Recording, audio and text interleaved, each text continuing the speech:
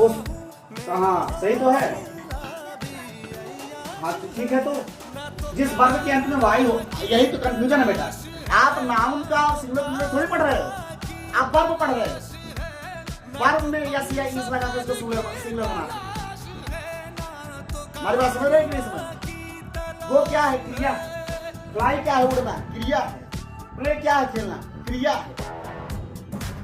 अब बात समझ आई?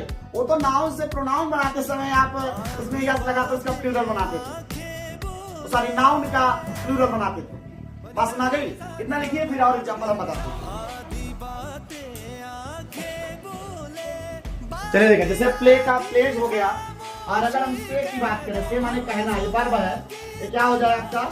सेज हो जाएगा। इसी तरह से बाई, बाई का अगर हम सिंगुलर बनाएंगे तो यस लगा देंगे, बाई। ठीक है, क्लियर हुई बात? अगर इसमें और एग्जांपल देखना हुआ तो इसका क्राई का क्राइज हो जाएगा। ठीक है, इसी प्रकार से चलेगा। इसके अलावा, इस रूल के अलावा अगर कोई भी वर्ब आता है तो उसका सिंगुलर बनाने के लिए हम लास्ट में यस लगाते हैं। लास्ट में क्या लगाते हैं? यस लगाते हैं। बात समझ आ गई? क्लियर हुई बात? अब हम लोग चलते हैं इसके अफर्मेटिव सेंटेंस का हम लोग फार्मूला बनाते हैं और उससे हम एग्जांपल देते हैं। चलिए फार्मूला।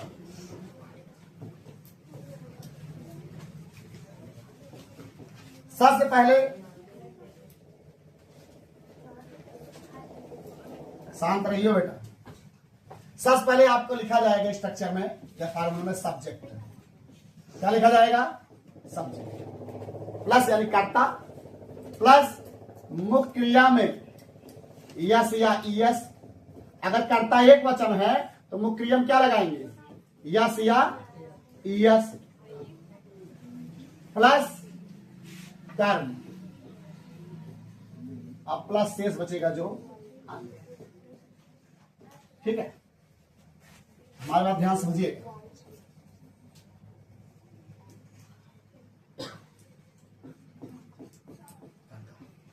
सबसे पहले कर्ता प्लस, अगर कर्ता एक वचन है तो मुख्य क्रिया में यस या ईएस लगाएंगे, अगर कर्ता बहुवचन मुख्य क्रिया में यस या ईएस नहीं लगाएंगे, प्लस कर्म प्लस अन्य।